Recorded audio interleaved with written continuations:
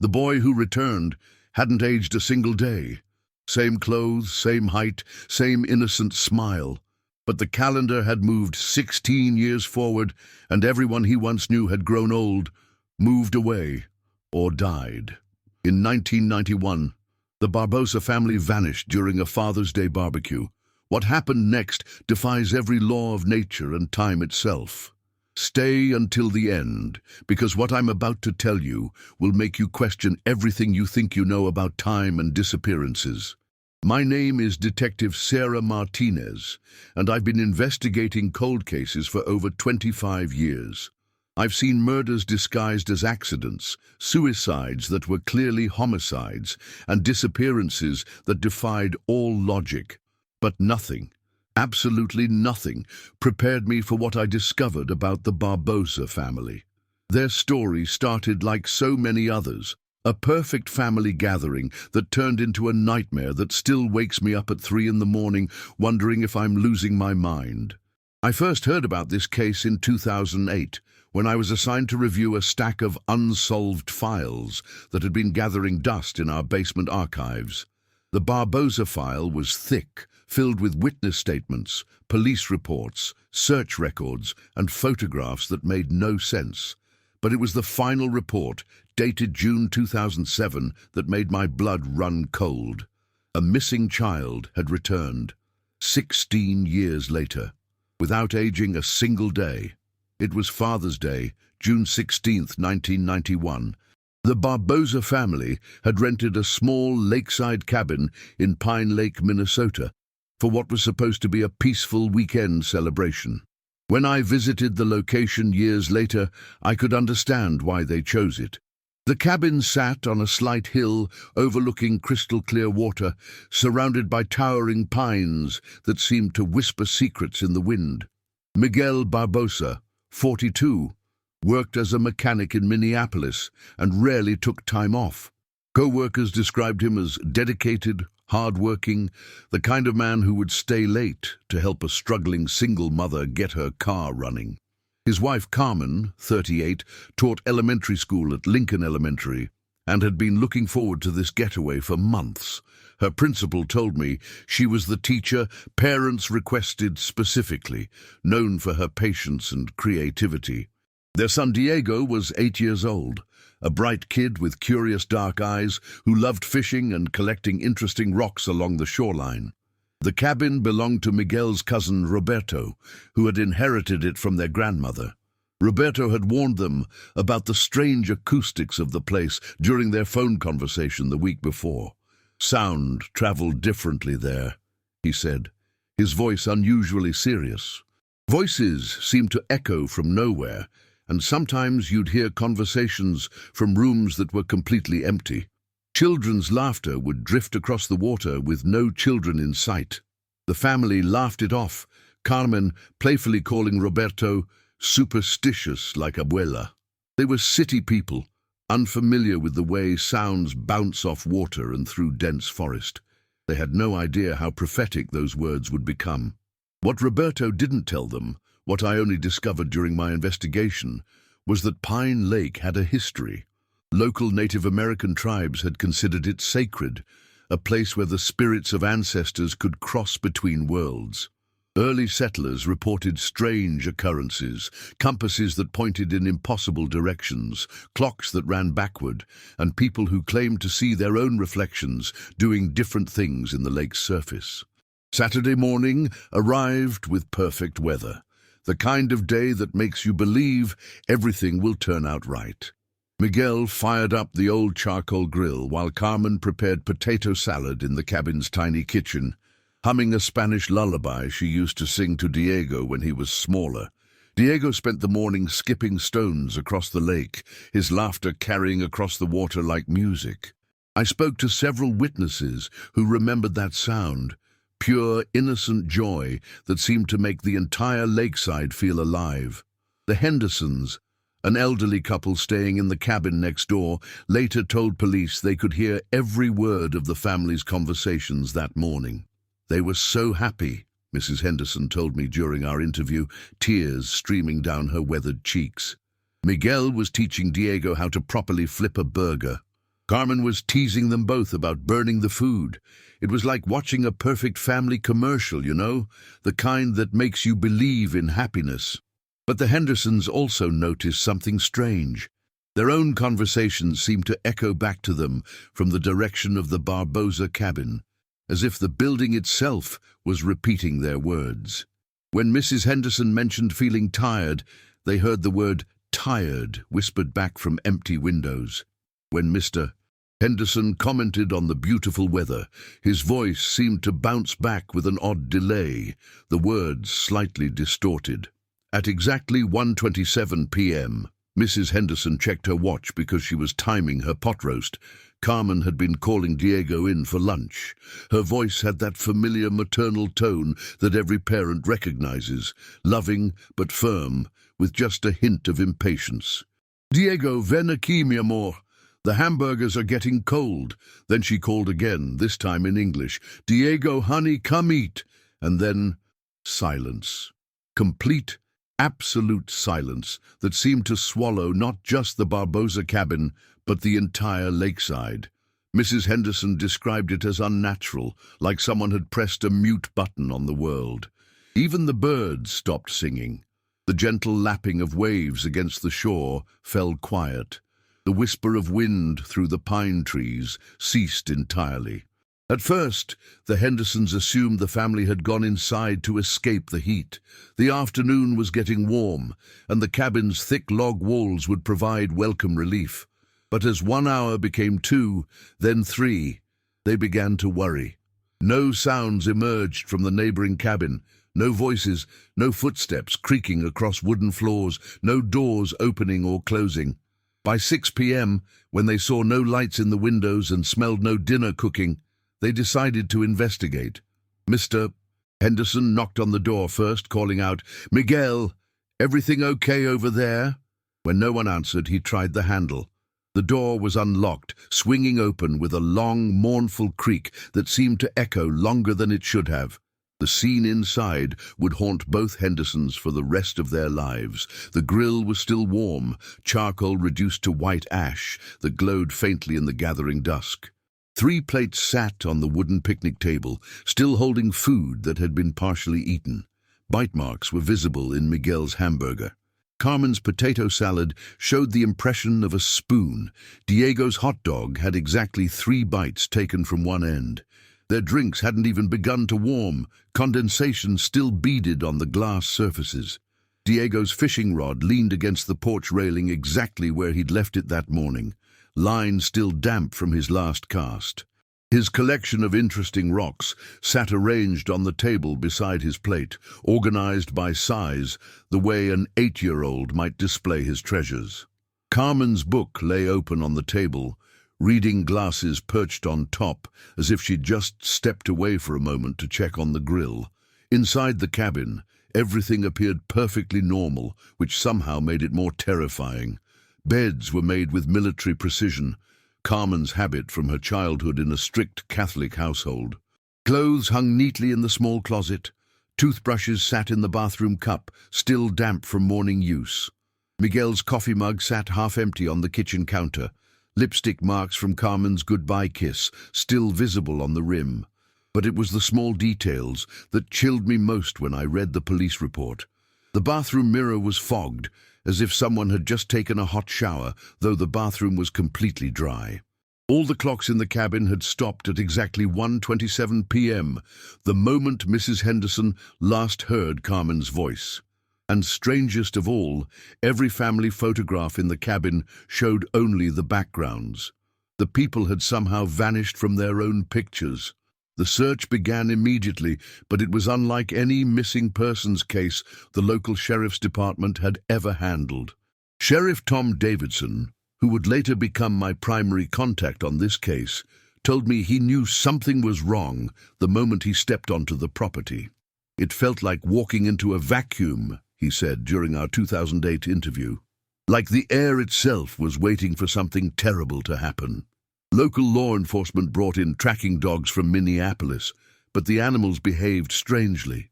They would follow scent trails to the edge of the lake and then stop completely, whining and backing away as if they'd hit an invisible wall. The dogs showed every sign of fear, trembling, refusing to move forward, some even vomiting from what appeared to be pure terror. Divers searched the lake for 3 days, going down as far as safety equipment would allow. The water was clearer than anyone expected, visibility extending almost 30 feet in some areas. They found nothing. No bodies, no clothing, no evidence that anyone had entered the water. But several divers reported strange experiences. Voices calling their names from impossible directions, the sensation of being watched by unseen eyes, and most disturbing of all, glimpses of human shapes moving just beyond the edge of visibility. Helicopters circled overhead for days, their mechanical thunder echoing off the surrounding mountains. Volunteers combed through miles of dense forest, calling the families' names until their voices went hoarse. The FBI got involved when it became clear this wasn't a simple missing persons case. Agent Patricia Reynolds, who led the federal investigation, later told me that 3 healthy people don't just vanish without leaving any physical trace, especially not from such a confined area with limited escape routes. The investigation expanded to include family background checks, financial records, and interviews with anyone who had ever known the Barbosas. Miguel's boss confirmed he had been excited about the trip, showing photographs of the cabin to co-workers and talking about teaching Diego to fish.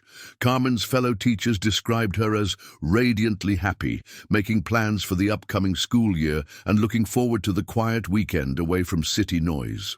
There were no marital problems, no financial difficulties, no enemies or threats. Miguel's truck sat in the cabin's driveway, keys still in the ignition. Their wallets, identification, and all personal belongings remained untouched. Bank accounts showed no unusual activity. Credit cards hadn't been used. It was as if the family had simply stepped out of existence, leaving behind only questions and an overwhelming sense of wrongness that seemed to permeate the entire area. Days turned into weeks, and the theories multiplied like wildfire. The media picked up the story quickly, dubbing it the Father's Day Mystery and the Pine Lake Vanishing. News vans lined the narrow dirt road leading to the lake, their satellite dishes pointing toward the sky like mechanical flowers reaching for answers that never came. Some investigators suggested the family had been kidnapped by a sophisticated criminal organization, though no ransom demand ever materialized. The idea that someone could orchestrate such a perfect disappearance was both terrifying and oddly comforting. At least it followed the rules of the world we understood. Others believed they had witnessed something they shouldn't have, perhaps drug smuggling or illegal weapons trading, and were forced into witness protection by federal agencies that wouldn't acknowledge their involvement. The more superstitious locals whispered about the lake itself, claiming it had taken the family just as it had taken others over the years. During my research, I discovered at least 7 other unexplained disappearances in the Pine Lake area dating back to 1952.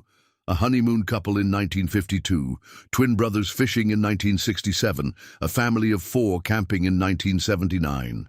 Each case shared the same impossible characteristics: no physical evidence, no logical explanation, and a profound sense of wrongness that seemed to linger in the air long after the investigations ended. Maria Santos, Carmen's younger sister, became the face of the family's desperate search for answers. I met Maria in 2008, 17 years after the disappearance, and was struck by how grief had carved itself into her features. She had never married, never had children of her own, dedicating her entire life to finding her missing sister. Her small apartment was a shrine to the Barbosa family, walls covered with photographs, newspaper clippings, maps marked with possible sighting locations, and a corkboard displaying hundreds of tips from well-meaning strangers. "People think I'm crazy," Maria told me during our first interview, her voice barely above a whisper. "They think I should move on, accept that they're gone. But you don't understand. Carmen wasn't just my sister. She was my best friend, my second mother after our parents died. I can't abandon her now. I won't. Maria hired 3 different private investigators over the years, spending her teacher's salary on experts who promised results they couldn't deliver. She maintained a phone tip line, printed thousands of flyers, and drove to every reported sighting across 3 states. Most leads turned out to be mistaken identity or cruel hoaxes, but Maria followed each one with desperate hope that somehow, impossibly, her family was still alive somewhere. Miguel's elderly parents, Rosa and Fernando, held vigils every Father's Day at the Pine Lake shoreline, lighting candles and praying the rosary in Spanish while tears streamed down their weathered faces. I attended one of these vigils in 2006, and the raw pain in their voices as they called out to their missing son was heartbreaking. "Miguelito," Rosa would whisper to the wind, using the childhood nickname she'd given him. "Come home to us. Bring our daughter and our grandson home." The case file grew thick with false leads and dead ends, but the family remained gone, as if they had never existed at all. Every few months, someone would call claiming to have seen Miguel working at a gas station in Texas, or Carmen teaching at a school in Oregon, or Diego playing in a park in Florida. Each report required investigation. Each disappointment deepened the family's despair. The cabin sat empty for years, slowly succumbing to neglect and the weight of its tragic history. Roberto couldn't bear to rent it out after what happened, and potential buyers were spooked by the story that had become local legend. Windows grew dark with dust and spider webs. Weeds overtook the garden that Carmen had admired during their brief time there. The picnic table where they'd shared their last meal slowly rotted away piece by piece, season by season, until only the metal legs remained standing like a skeleton in the tall grass. Local teenagers dared each other to spend nights in the abandoned cabin, though few ever lasted until dawn. They reported strange phenomena: voices speaking Spanish in empty rooms, the smell of grilling meat when no food was present, and most disturbing of all, the sound of a child laughing and splashing in the lake during the dead of winter when the water was frozen solid. As 1991 became 1995, then 2000, then 2005, the case grew progressively colder. The original investigators retired or moved on to new departments, taking their institutional knowledge with them. Files were transferred to storage basements where they gathered dust alongside hundreds of other unsolved mysteries. The Barbosa family became just another entry in databases of missing persons, referenced occasionally in true crime articles and local documentaries about unexplained disappearances. Sheriff Davidson, who had led the original investigation, never forgot the case. He told me it haunted his dreams, especially the image of those 3 plates on the picnic table, food half-eaten, as if the family had simply paused mid-bite and walked away from their lives forever. "Some cases you solve and move on," he said. "Others follow you home and sit at your dinner table, reminding you that the world is stranger and more dangerous than we want to believe." New theories emerged as the years passed. Internet conspiracy theorists suggested everything from alien abduction to government experiments in time travel. Paranormal investigators descended on Pine Lake with electromagnetic field detectors and thermal cameras, claiming to capture evidence of supernatural activity. Most were dismissed as attention seekers, but a few documented phenomena that even skeptics couldn't easily explain. Maria Barbosa never married, never allowed herself to build a life that didn't revolve around finding her missing family. Friends and fellow teachers urged her to seek counseling, to accept what everyone else had accepted, that the family was gone forever. But Maria couldn't let go. She kept Carmen's house exactly as it had been left, paying the mortgage from her own teacher's salary, maintaining the utilities, even watering the plants that Carmen had loved, just in case they came home. But on June 16, 2007, exactly 16 years after the disappearance, down to the very day, Maria received a phone call that changed everything. She was grading papers at her kitchen table, the same table where she'd eaten countless lonely dinners while staring at photographs of her missing family. The phone rang at 2:17 p.m. and she almost didn't answer. Too many crank calls over the years had made her cautious about unknown numbers. It was Sheriff Davidson, the same man who had led the original investigation and was now just months away from retirement. His voice was shaky, confused, almost frightened in a way that chilled Maria to the bone. She had never heard this strong, capable man sound so uncertain. "Maria," he said, his words coming in halting bursts, "you need to come to Pine Lake, right now. And Maria, you might want to sit down before I tell you why." The call had come from Ranger Kelly Morrison, who'd been doing routine maintenance on the trail markers around the lake. Pine Lake was part of a state park system, and Kelly made monthly rounds to ensure the hiking paths were clear and safe for visitors. It was a beautiful Saturday afternoon, exactly the kind of day that drew families to the lake for picnics and swimming. Kelly had been replacing a damaged trail sign about a quarter-mile from where the Barbosa cabin once stood when he heard something that made his blood run cold. A child was crying, not the frustrated tears of a tired toddler, but the deep, heartbroken sobbing of someone who had lost everything. The sound seemed to come from the direction of the lakeshore, echoing off the water in a way that made it impossible to pinpoint the exact location. Following the sound through thick undergrowth, Kelly emerged onto a small stretch of rocky beach exactly where the Barbosa cabin's private dock used to be. The dock itself had rotted away years ago, leaving only moss-covered posts jutting from the water like broken teeth. But sitting on the largest rock, exactly where countless search teams had looked 16 years earlier, was a little boy. The boy was wearing a Chicago Bulls t-shirt and denim shorts that looked clean and recently washed. He was holding a small fishing rod in one hand and a red plastic bucket in the other. 3 bluegills floated in the bucket's murky water, their scales catching the afternoon sunlight. The boy's dark hair was neatly combed, and his face, while streaked with tears, showed no signs of malnutrition, abuse, or exposure. Kelly recognized him immediately from the missing persons photos that still hung in the sheriff's office, faded now, but unmistakable. It was Diego Barbosa. Same face, same curious dark eyes, same 8-year-old body that hadn't grown or changed in any way that Kelly could detect. He hadn't aged a single day, not an hour, not a minute. While 16 years had passed for everyone else in the world, Diego appeared to have been frozen in time, suspended in the exact moment his family had vanished. When Sheriff Davidson arrived at the scene 20 minutes later, his hands were shaking so badly he could barely hold his radio. "I've seen the police footage from that day, grainy video from Davidson's dashboard camera, and the sound of his voice when he first speaks to Diego still gives me chills." Here was a seasoned law enforcement officer, a man who had seen every kind of human tragedy imaginable, reduced to barely controlled amazement by a little boy sitting on a rock. Diego looked up with those same curious eyes that had charmed everyone at the lake 16 years ago.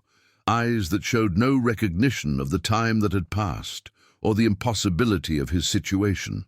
"Where's my mama and papa?" he asked in perfect English, though his family had spoken primarily Spanish at home.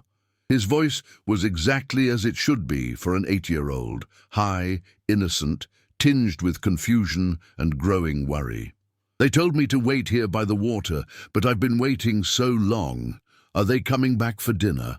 The question hit Sheriff Davidson like a physical blow.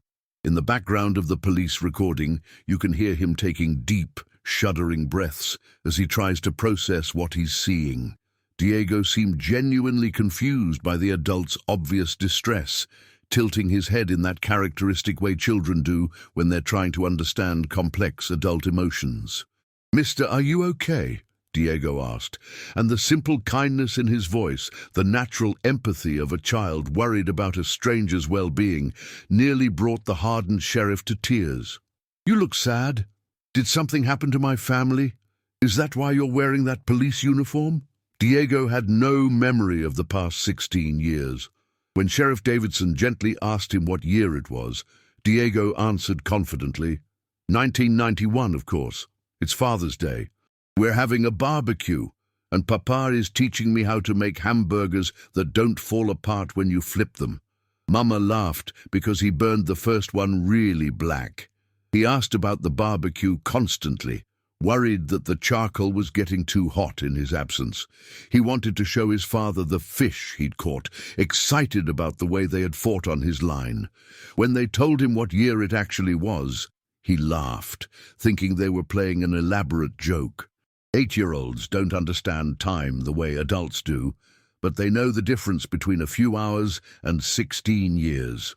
To Diego, he had been sitting by the lake for maybe an hour, certainly no more than an afternoon. The drive to the hospital was surreal. Diego chattered constantly, asking questions about the fancy police car and wondering why everyone seemed so serious. He mentioned being hungry and hoping they weren't too late for dinner. He worried that his parents would be angry if he'd wandered too far from the cabin. The innocence in his voice, the complete normalcy of his 8-year-old concerns, made the situation even more impossible to comprehend. The medical examination was even more puzzling than his initial discovery. Dr. Sarah Chen, the pediatrician who conducted the first assessment, later told me she had never encountered anything like Diego's case in 30 years of practice. Every cell in his body was exactly as it should be for an 8-year-old child, she explained during our interview. Perfect health, normal development, no signs of aging, malnutrition, or any kind of physical trauma. It was as if time had simply stopped for him. But there were anomalies that defied medical explanation. Diego's body showed no signs of having lived for 16 years, but there were subtle differences that suggested something profound had happened to him.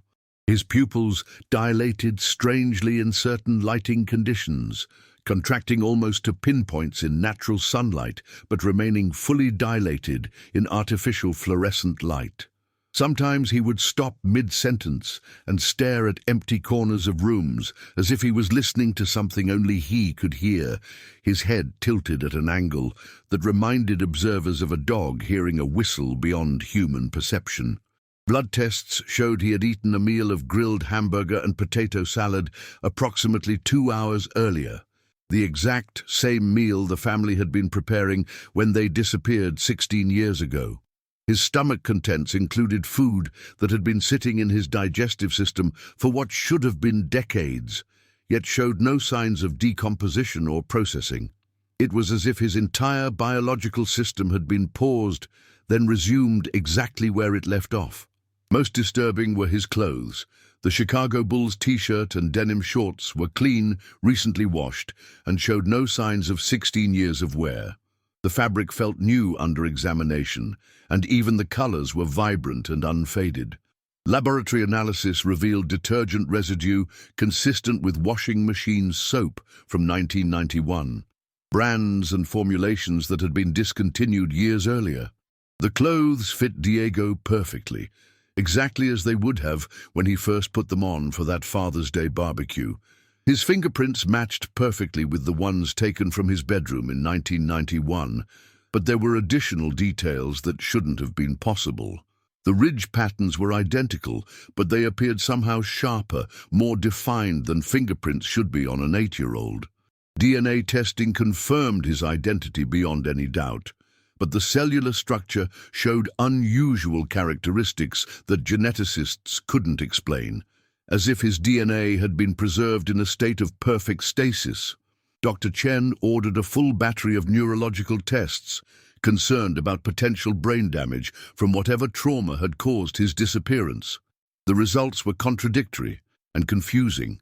Diego's brain activity was normal for a child his age, but there were patterns in his EEG readings that suggested experiences far beyond those of a typical 8-year-old.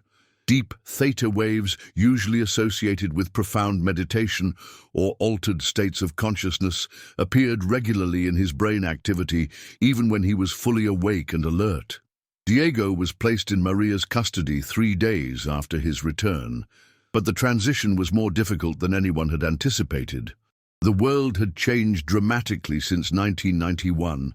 The internet had transformed daily life, cell phones were ubiquitous, and technology that would have seemed like science fiction to an 8-year-old from 1991 was now commonplace.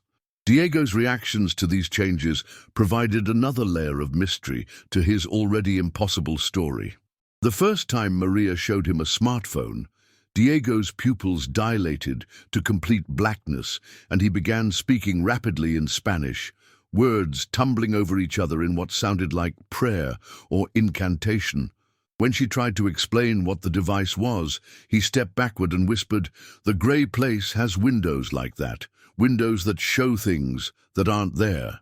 He refused to touch any electronic device for weeks afterward. More disturbing were his nighttime behaviors.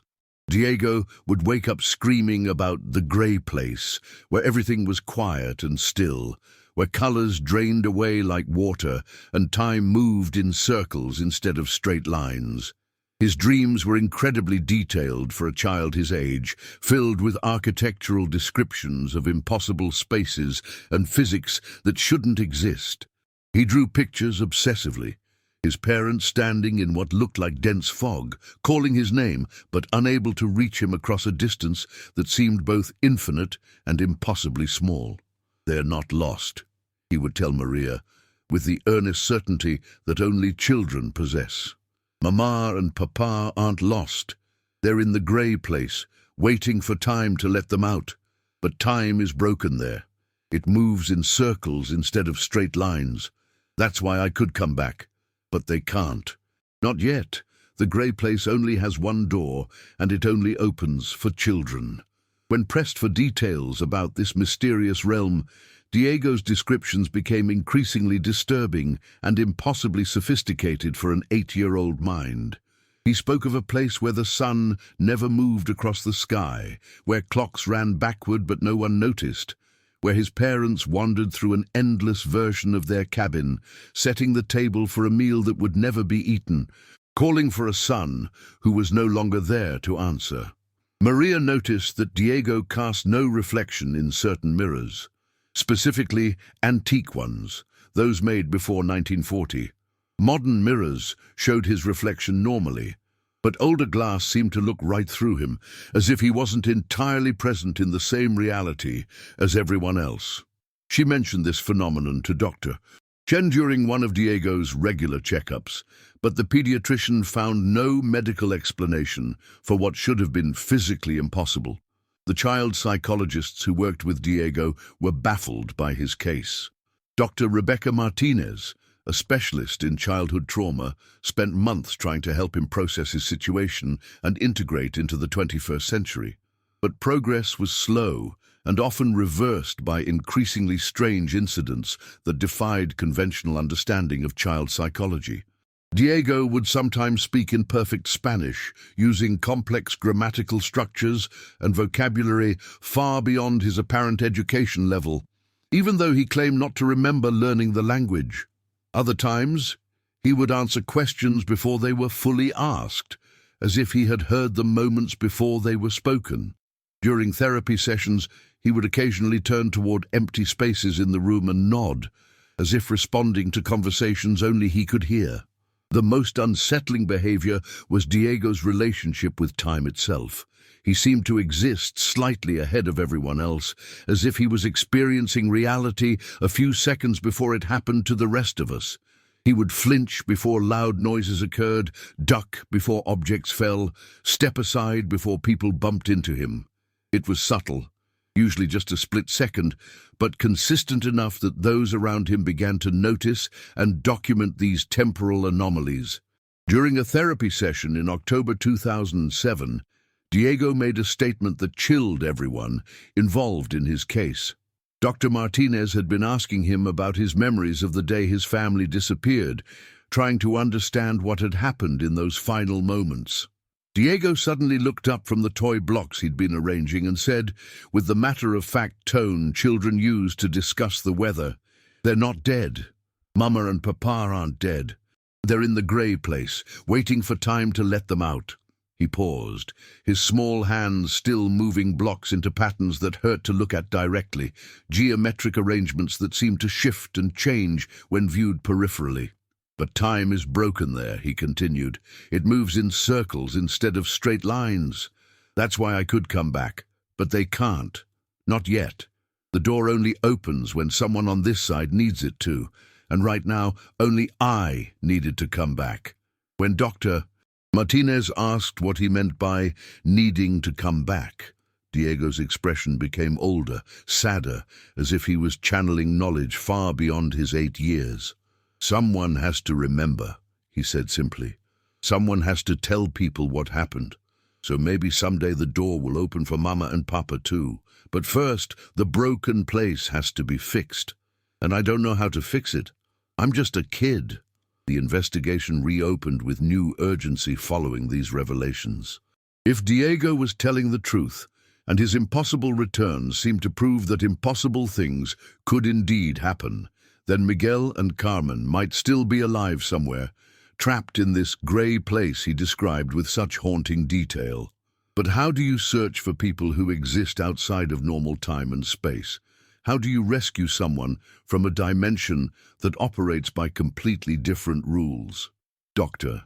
Marcus Webb, a theoretical physicist from the University of Minnesota, became involved in the case after reading about Diego's return in the Journal of Anomalous Phenomena.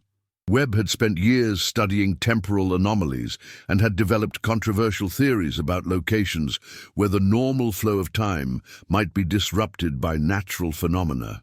Pine Lake, he discovered through extensive geological surveys, sat on top of an unusual formation that he had been seeking for decades. The lake was positioned at the convergence of 3 underground rivers that flowed in different directions, creating a complex system of water pressure and electromagnetic activity beneath the surface. Additionally, the bedrock contained unusually high concentrations of crystalline formations and magnetic mineral deposits that could theoretically create distortions in the local space-time continuum. Webb's preliminary readings suggested that Pine Lake might be what he called a temporal confluence point, a location where multiple timelines could intersect or overlap. Webb's team conducted extensive surveys of the lake and surrounding area using equipment that seemed more suited to a NASA mission than a missing persons investigation. They found electromagnetic readings that defied conventional physics, areas where compasses spun wildly and GPS devices lost signal completely. Most remarkably, they discovered that time itself seemed to move at different rates in certain locations around the lake. Atomic clocks placed at various points around the shore showed minute but measurable differences in elapsed time, some running faster, others slower, creating pockets of temporal distortion that shouldn't exist according to our understanding of physics.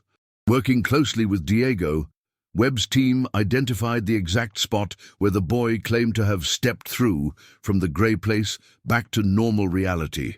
It was a small outcropping of granite rocks about 50 feet from where the Barbosa cabin had originally stood, partially hidden by overgrown vegetation and easy to miss unless you knew exactly where to look. The area registered the highest electromagnetic anomalies of anywhere around the lake, and Diego became visibly distressed when asked to approach it, claiming he could hear the grey place calling whenever he got too close.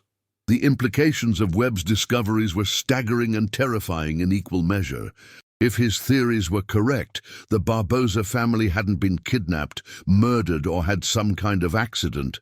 They had somehow slipped through a crack in reality itself, becoming trapped in a parallel version of their final moments that existed outside the normal flow of time. Diego had managed to escape, perhaps because of his young age or some quality unique to children, but his parents remained prisoners in an endless loop of that Father's Day afternoon. Webb's research attracted international attention from physicists, quantum theorists, and government agencies, whose interest in temporal anomalies raised questions nobody was comfortable asking. The area around Pine Lake was quietly restricted, officially for environmental protection, But Diego told Maria that men in dark suits had visited the outcropping multiple times, taking measurements and photographs of something they clearly didn't understand but desperately wanted to control. 5 years have passed since Diego's impossible return, and he's learned to navigate the modern world with the resilience that children possess. He started school, made friends who don't know his history, and slowly began to build a life in a time that was never meant to be his. But Maria tells me he still wakes up some nights, tears streaming down his face, claiming he can hear his parents calling for him across an impossible distance. "They're getting weaker," he told her recently, his voice carrying a sadness that no 13-year-old should ever have to bear. "Their voices in the grey place. I think they're forgetting how to find the door. Time there moves so slowly that maybe they think I just left for a few minutes. But for them, it's been like living the same day over and over for hundreds of years." Sometimes, Maria says, she hears them too, faint voices carried on the wind from the direction of Pine Lake, speaking Spanish words of love and desperate longing that make her heart break all over again. She started visiting the lake herself, standing at the edge of the outcropping where Diego emerged, calling out to her sister in the gathering dusk and hoping against hope that somehow, impossibly, Carmen might hear her and find her way home. Diego continues to age now, though slowly, as if he's gradually syncing back up with the timeline he was never supposed to leave. Dr. Webb maintains his research station at Pine Lake, monitoring the temporal anomalies and searching for a way to safely retrieve Miguel and Carmen from whatever dimension holds them captive. Every Father's Day, he and Diego visit the outcropping of rocks, hoping this will be the year the family is finally reunited. But I wonder sometimes, as I review this case late at night in my empty office, if some mysteries are meant to stay unsolved. If some doors, once opened, should never be closed. Diego got a second chance at life, at growing up, at experiencing the world his parents wanted him to see. But somewhere in the grey place, between reality and memory, between time and timelessness, Miguel and Carmen Barbosa are still setting the table for a Father's Day dinner that time forgot. The case remains officially unsolved, filed under unusual circumstances in a database that few people have clearance to access. Diego's existence in our timeline is documented but classified, his story buried under layers of bureaucracy and scientific uncertainty. But for those of us who know the truth, who've seen the impossible made manifest in the form of a boy who escaped from nowhere, the questions remain. How many other families have slipped through cracks in reality? How many voices call out from grey places we can't see or understand? And most terrifying of all, what happens when the barriers between worlds grow thin enough that we can hear them calling back? What do you think really happened to the Barbosa family? Could they still be trapped in some parallel dimension, waiting for someone to bring them home? And most importantly, should we even try? Share your theories in the comments below, and don't forget to subscribe for more unsolved mysteries that challenge everything we think we know about reality.